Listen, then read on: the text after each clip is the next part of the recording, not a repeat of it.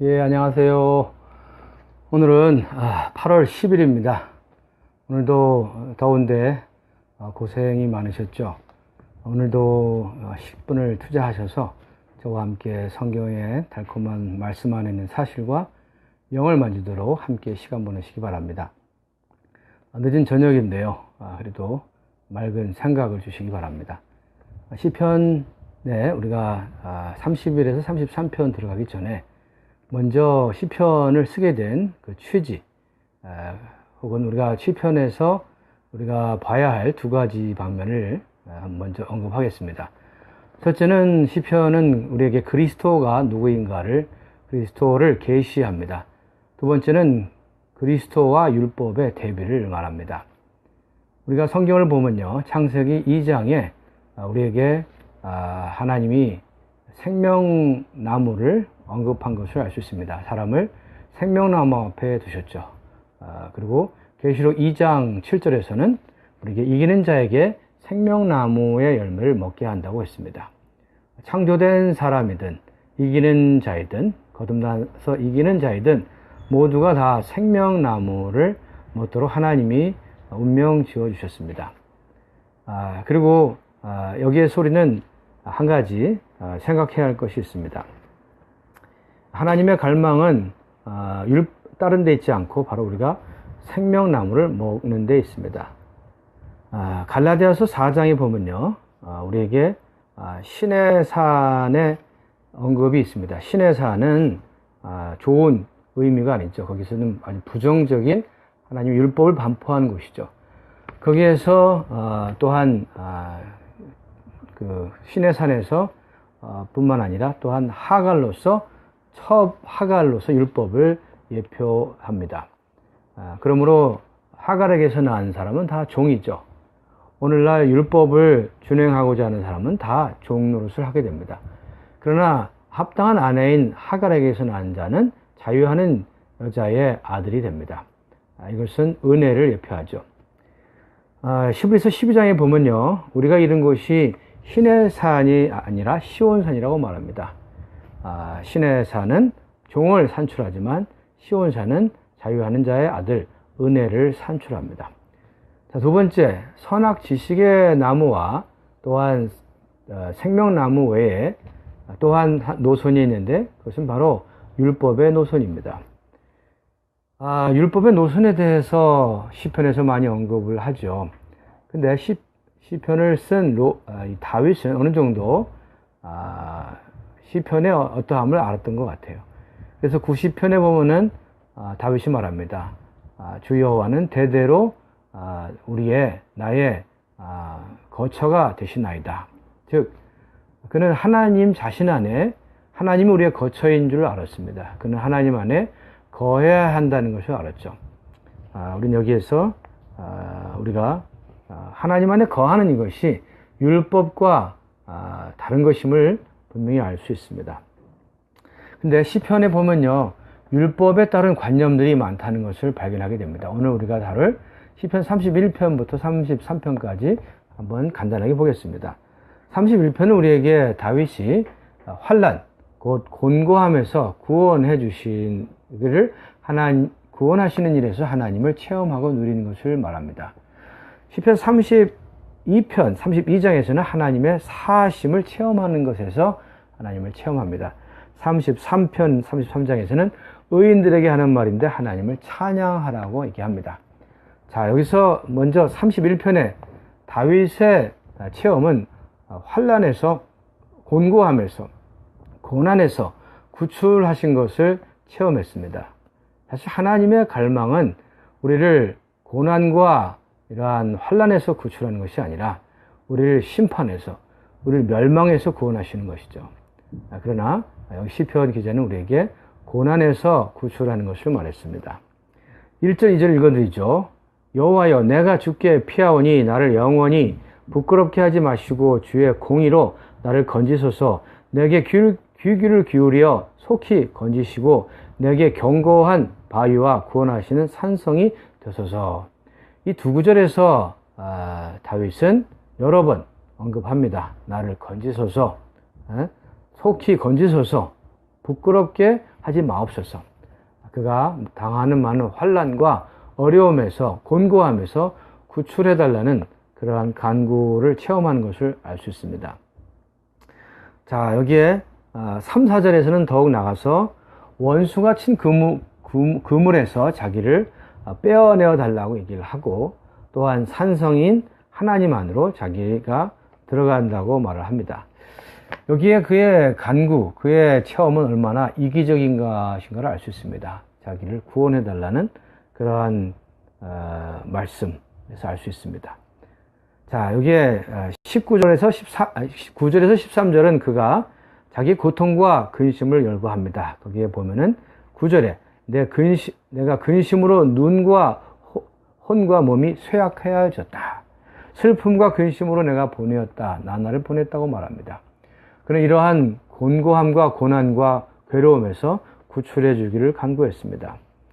자, 32장입니다. 여기서 하나님의 사하심을 말하는데요. 1절, 2절에 보면은 그는 자기가 허물과 사함을 얻는 것에서 얘기를 하고요. 허물의 사함을 얻고 또한 죄의 가리움을 받는 자는 복이 있다. 여기서 그의 관심은 하나님의 사하심에 있었습니다. 자신을 사해주고 죄가 가리워짐으로 복을 받는 자에 대해서 언급을 하고 있습니다.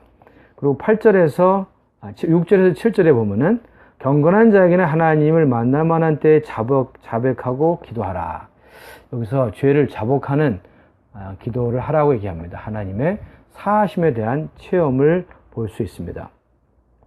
자, 여기서 33장입니다. 여기서는 의인들아라고 얘기하면서 의인들아 하나님을 찬양하고 감사드림에 있어서 그의 체험을 얘기합니다.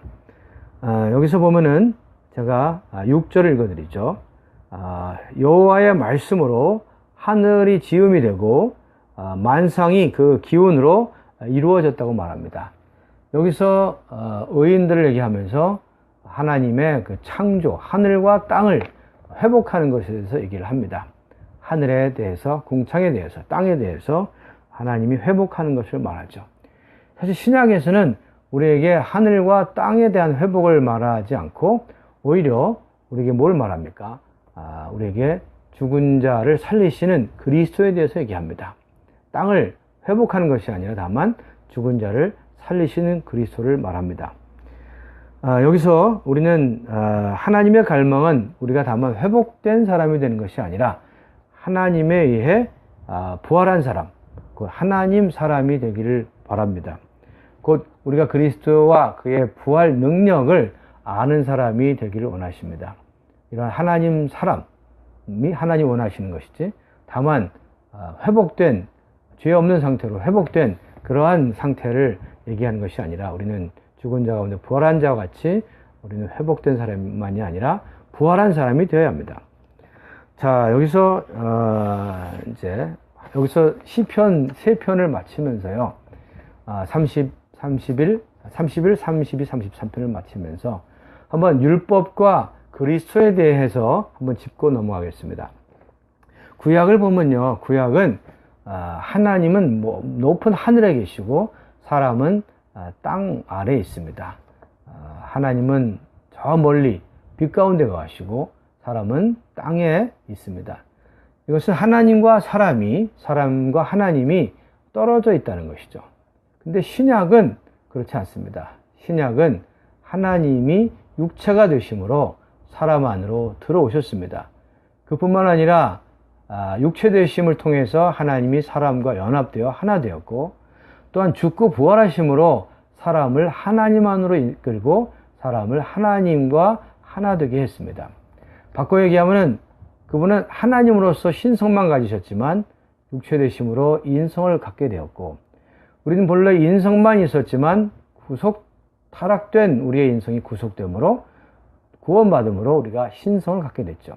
결국 하나님이 사람이 되고 사람이 하나님이 되는 이야기가 성경의 이야기입니다. 그러나 제가 말하는 하나님이 되는 것은 신격에서가 아니라 생명과 본성에 있어서 심지어 표현에 있어서 하나님을 표현하는 그러한 하나님 사람이 된다는 것을 말합니다. 여기서 체험적으로 말을 한다면요. 사실 우리 그리스도인들도 무언가를 합니다. 그렇지만 우리가 행하는 것은 구약의 율법 아래에 있는 사람과 다릅니다. 어떻게 다르냐고요? 신약에 있는 우리들도 뭔가를 하죠. 뭘 합니까? 주님을 믿으라고 얘기하고 또 사랑을 해야 된다고 말하고 그리스도를 살아야 된다고 말하죠. 우리에게 유일한 명령은 믿는 것이죠. 또한 우리에게 사랑하라고 말하는데요. 믿는 것은 사실 그리스도를 우리 안으로 받아들이는 것입니다. 그리고 사랑하는 것은, 주님을 사랑하는 것은 우리가 받아들인 주님을 누리는 것이죠. 그럼 무엇이 그리스도를 사는 것입니까? 그리스도를 사는 것은 우리가 사랑하는 사람을 확대하는 것입니다. 이것이 무슨 우리가 뭘 하는 것입니까? 이 모든 것이 다 신약에서는 일종의 누림입니다. 자, 그러면 우리가 한 가지 물어봐야 할 것은 그리스도를 산다는 것이 무엇입니까? 그리스도를 산다는 것은 두 마디로 표현할 수 있습니다. 그것은 거룩하게 되는 것이고 또한 이기는 것이죠. 여기서 이기는 것은 사실 우리가 말하는 이기는 것은 우리 스스로 성질과 우리의 어떠한 그 성질을 죽이고 참고 혹은 이런 것을 의미하는 것이 아닙니다. 우리가 말하는 그리스도를 사는 것은, 이기는 것은 그런 것이 아니라 그리스도를 우리 안에 살게 하는 것이죠. 예를 들어서 우리의 친절함이 있습니다. 우리의 많은 어떠함이 있는데 이 모든 것은 다 삼위일 하나님과 관계가 있고 또한 이 모든 것은 하나님의 표현이 되어야 합니다. 주님을 찬양합니다. 이것이 구약에서 율법과 그리스도의 대비에 대해서 언급을 해드렸습니다. 하나님의 갈망은 우리가 모든 것이 그리스도의 표현이 되기를 바랍니다.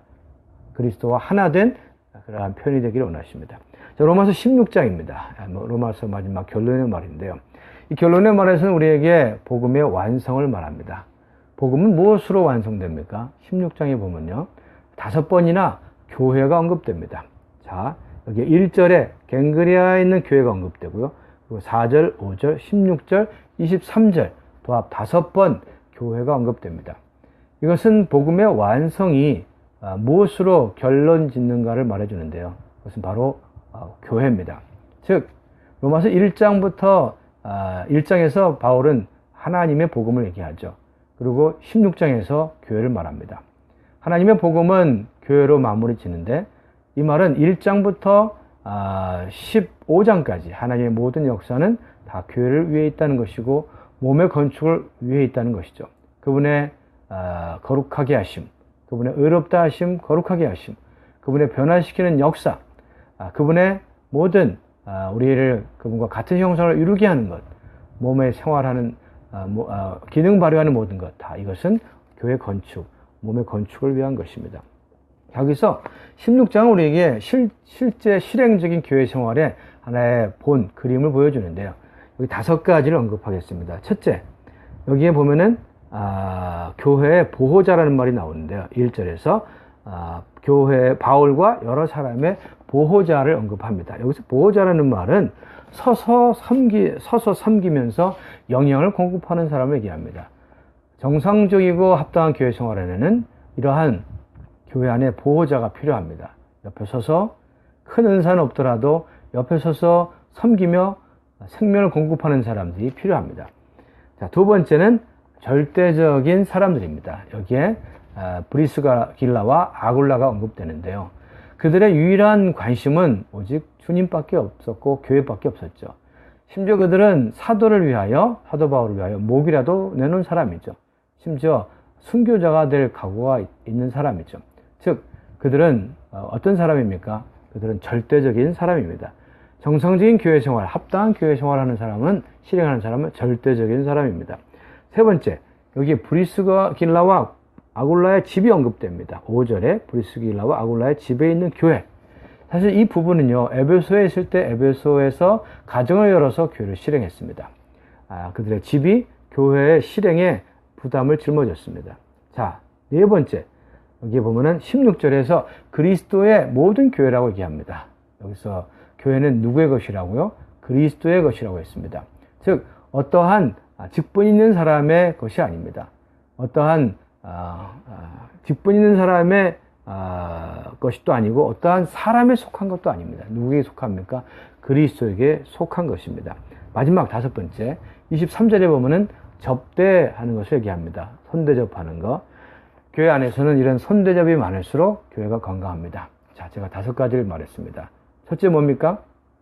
실행적인 교회 생활의 건강한 모습은 무엇입니까?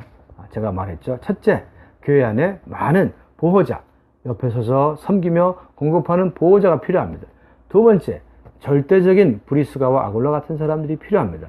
세 번째, 우리의 집이 열려져서 하나님의 교회 실행에 자기 자식 집을 열어야 합니다. 네 번째, 우리가 알아야 할 것은 교회는 사람이나 어떤 직분 있는 사람의 것이 아니라 그리스도의 것이라는 겁니다. 다섯 번째, 우리는 교회 안에서 접대하기를 힘써야 합니다. 자, 마지막 25절에서 27절까지는요, 결론의 찬양인데요. 여기서 우리는 한 가지 감추인 비밀에 대해서, 하나님의 비밀인 그리스도와 그리스도의 비밀인 교회에 대해서 말할 필요가 있는데요.